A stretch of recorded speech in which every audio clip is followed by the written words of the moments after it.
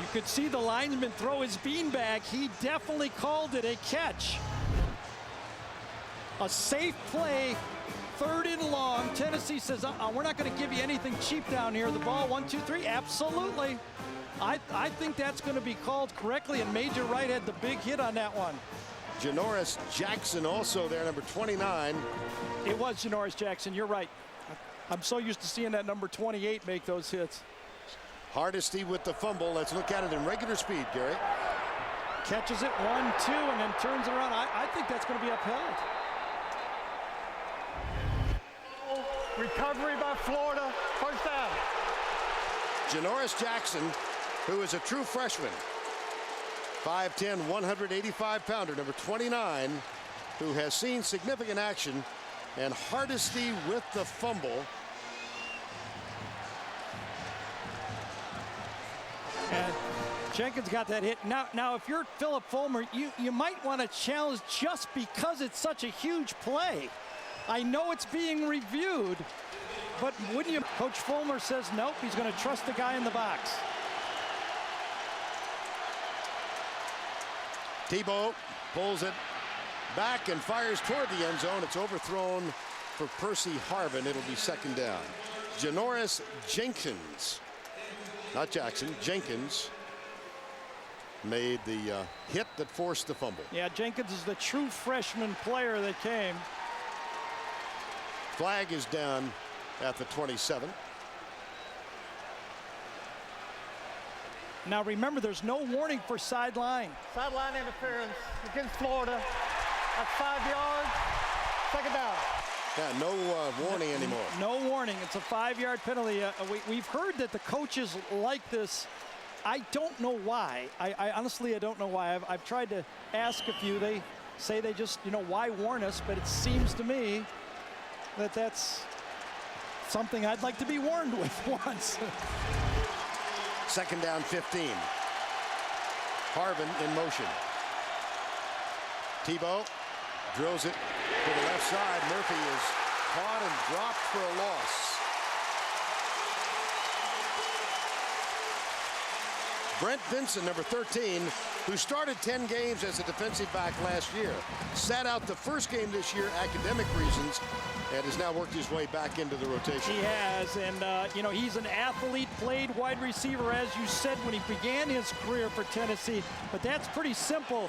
There should be a slip block by a tackle or somebody on that. If you hit it, it's a big play, but the combination of the penalty for the sideline warning and that stop has really made it 3rd and long.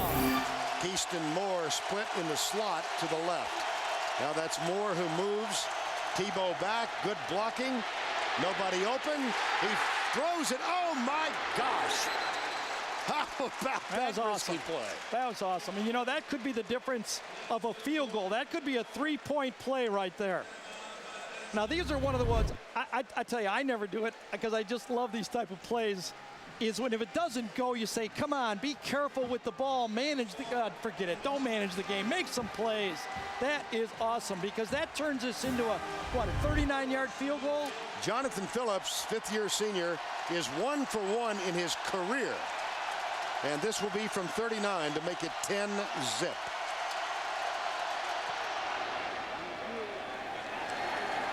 Phillips now 2 for 2 in his final season at Florida.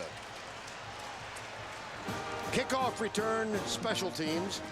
Jenkins with the forced fumble on Hardesty, and it leads to a field goal for Jonathan Phillips. 10-zip, Florida. Special profile on Carson Palmer tomorrow. Florida leads at 10-zip. Turns out, Vern, Carson was pretty accurate with his portrayal of USC and against Ohio State, wasn't he, when he talked all that? Yes. Pretty right on. Here's the kick. Rogan grabs it a yard deep. He will bring it back onto the field, and he pays the price. He is cut down at the 17-yard line. Will Hill made the tackle. Freshman from West Orange, New Jersey, number 10.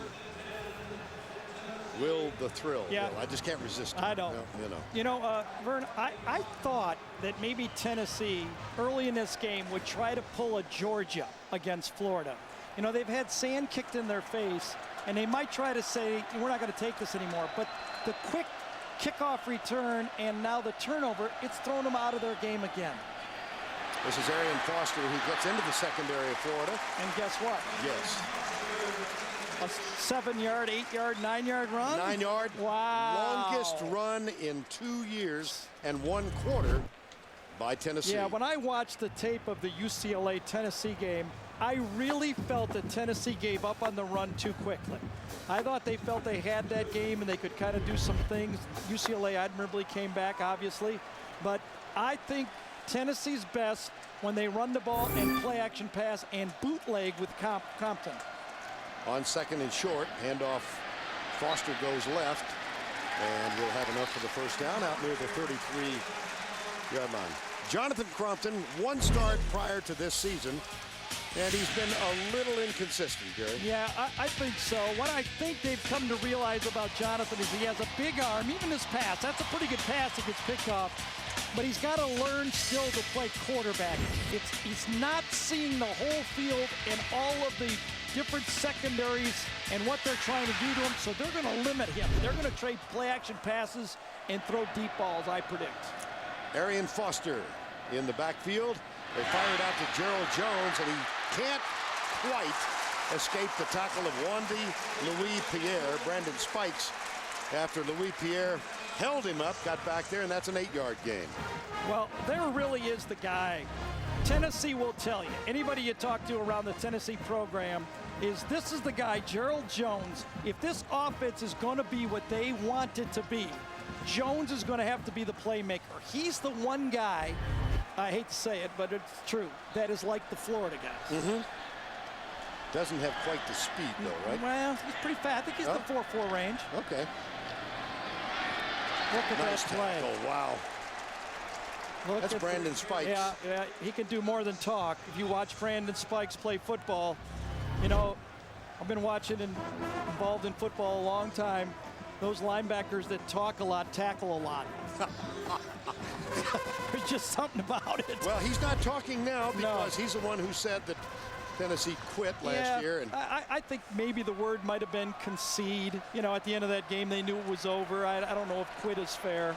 Well, but, at any rate, Urban Meyer said you're now off limits to the press. Well, he's not off limits to this game. He's now under a gag order.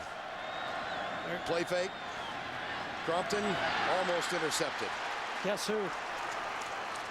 Boy, they were all over that. I mean, there was no one to throw that football to. Play action pass. Now think about this again. 3rd and 1.5 yards. Tennessee gives the credit to the Florida defense and says we're going to go play action pass. They've got their great running back in the game, Foster. They're going to go play action pass, and there is nothing there. And that ball just knocked down and had no chance to complete at that time. And now Brandon James is joined deep. 2 men back. James top of the screen.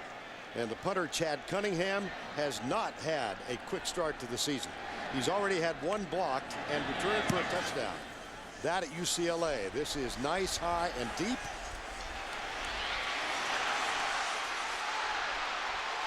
Brandon James, watch out. There are no flags. Brandon James, Florida touchdown, 78 yards.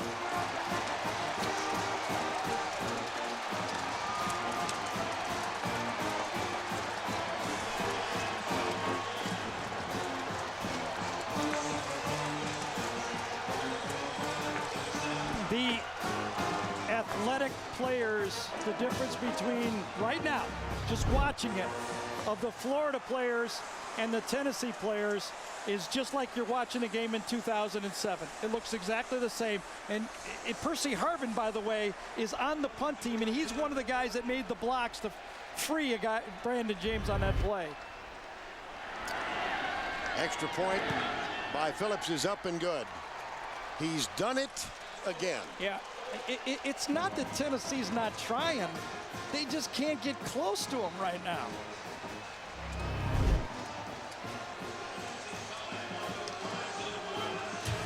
Earlier this season, James returned one 74 yards. This one 78.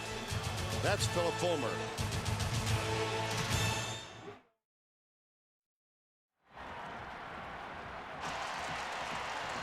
.442 to go opening quarter. This one has been all Florida. Yeah, Tennessee's defense had a nice stop. You know, they do their job. The kickoff return, now a punt return. Now, Urban Meyer has predicted that his punt return team will be dynamic all year. He's got athletes. You know, when you have Percy Harvin on your punt team, and they've got the other guys out there too. You know, I mean, it's just not Harvin. They got receivers all over. Demps is out there. Rainey's out there. You know, they've got probably 6 guys that run 4-3-4-4. Caleb Sturgis with the kickoff. And this is going to be taken by Rogan. Comes right out across the 25. Tackle made by John Jones, number 30. Well, Volunteers have somehow got to find a way to get back in this. You got any suggestions? Well, I think a mistake would be to ask Jonathan Crompton to do too much. I think the best way to look at this is let's try to chip away, even if it takes the rest of this half. Let's try to get this thing down to, you know, score a touchdown sometime in this half and try to slow down Florida. I don't think you can try to keep going serve for serve with Florida. Arian Foster cuts right, then goes back to the left and picks up a yard, maybe a yard and a half. Matt Patchen, number 71, and Ryan Stamper, number 41, are in there. As Charlie Strong, the defensive coordinator at Florida, has gone to his rotation early in this game. There's Charlie Strong. Been a standout at the Gators for the Gators.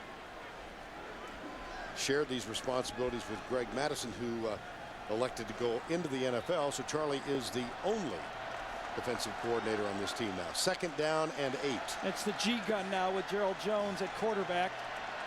They'll run this formation 7 or 8 times. And Jones will take the direct snap. Florida rushes 4. The handoff to Foster is going to be 3rd and long. And let's go back to the studio for this Liberty Mutual update. Here is Tim Brendo. All right, Vern, really a pretty good intersectional matchup. Miami leading Texas A&M. This is the 2nd touchdown rushing for Greg Cooper. Long distance information. He's from Memphis, Tennessee. 51 yards, so Miami leads it by 7. No Stephen McGee at quarterback, out with that shoulder. Gerard Johnson quarterbacking for the Aggies. Vern? All right, Tim, thank you. 3rd and 3 here. Volunteers find themselves down by 17. Jones, or Crompton rather, comes right, and the catch is made by Jones. The tackle is made by Joe Hayden. Joe Hayden came to this team recruited as a wide receiver, high school quarterback, and last year he realized that his best chance of getting on the field was to switch to defensive back. Yeah. And he's one of the best now. You know what is interesting when we talked to him, what he said is, I asked him, do you feel comfortable there yet? When you look yourself in the mirror, what do you see? And he says, you know, last year I felt like an offensive guy, an athlete playing defense. Now I feel like a defensive player. One of 5 boys. His brother plays running back at Boston College. Great pressure. The pass is released over the middle. That should be another first down. Brandon Warren, who took a circuitous path to this Tennessee uniform. He signed out of college with Florida State. Freshman All-American. Came back home because his mother had a bout with cancer. And here's Warren. Yeah, he just comes underneath the formation right there. Lines up in the slot. He made freshman All-American as tight end. But in this offense, offensive coordinator David Clawson is going to use him as kind of an H-back. And that is a first down, Tennessee at the 49-yard line. Flags thrown. Little screen pass out to the left. Now we'll see about the infraction. It's Brandon Warren again. Just to quickly complete that story while we ponder the flag. Yeah. Warren had he was not released from his commitment by Florida State. Bobby Bowden said no. He appealed. He attended a community college here in Knoxville while that appeal was in the process, and he was finally granted a release. Offside. And 49. Defense. 5-yard penalty. Replay first down. And so, a week ago, he made his long-awaited appearance on the field, and they expect big things out of him. Yeah, you know, when you watch him in practice, he is very smooth. He's very comfortable with the ball in the air and running under the ball and grabbing it. So he can be a weapon, another weapon for this Tennessee offense. There's Foster, tries to get outside, Boy. and can't. You talk to coaches about this this Florida defense. Kind of reminds you of the old Miami defenses. Right. They kind of corner you in because their defensive backs have such speed on the running plays. They almost get 10 hats there. I mean, they're just right there right away. I think the way you got to go at them is you got to attack their corners. We talked to coordinator Clausen from Tennessee. He says, we're not going to beat this team with 3- and 4-yard runs. It just won't happen.